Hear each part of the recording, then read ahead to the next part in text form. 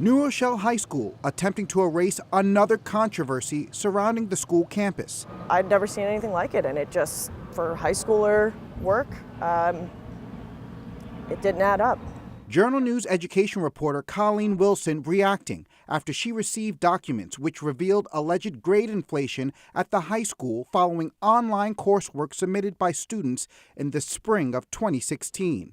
Wilson was sent reams of testing documents and scoring sheets, which allegedly revealed students' responses that were incomplete, didn't make sense, or were not even answered. Didn't add up, and I just took a really careful eye and careful look at corresponding the grades and the work with the grading sheets that were accompanied with these documents. New Rochelle High using online classroom programs with Apex Learning. The purpose to help students retake courses which they failed in order to meet graduation requirements. The grades for the exams signed off by school administrators. 100s and even perfect scores were given, despite alleged lackluster or incorrect answers to course testing questions, like this high school senior, who was asked to create a successful work of art with the illusion of depth. The student's response?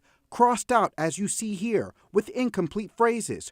Or this question, which asks the student to create a work of art that did not use perspective. The student simply responds by saying nature. Another student's coursework revealing that individual's response to a test question by drawing stick figures of a home and of a human. Then there's this student who was given 2 questions to answer. The first question, when you think of modern art, what comes to mind? The student's response, simply 2 words, unique and different. The second question asked, what kind of modern art are you most interested in studying and why?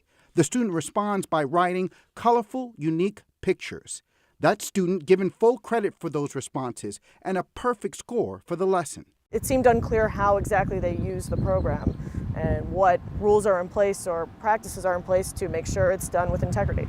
The serious allegations made here at New Rochelle High School couldn't have come at a worse time. The high school still trying to recover from a fatal stabbing of a high school student that happened earlier in the school year. And now revelations about possible grade inflation here has put the high school right in the spotlight once again. After the coursework was shown to school and district administration, the New Rochelle High School principal and superintendent announcing an independent investigation was being conducted into the matter. But a week after the investigation was launched, we asked for an update on the investigation and requested to speak with the superintendent. After we didn't receive a response within 24 hours of our request, we headed to the district offices. Public Information Officer Ken Valenti greeted us.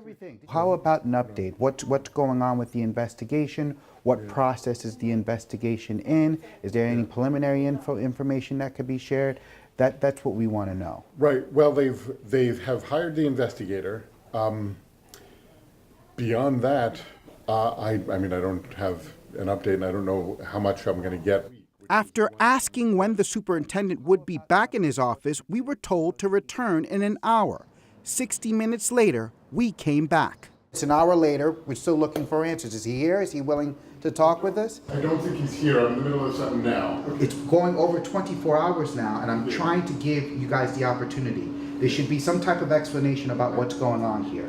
And the time is ticking for the answers. With a planned school board meeting on June 5th and the high school graduation on the 21st of June, the district will hopefully be responding to the matters at hand sooner than later. In New Rochelle, Raimundi, Fios 1 News.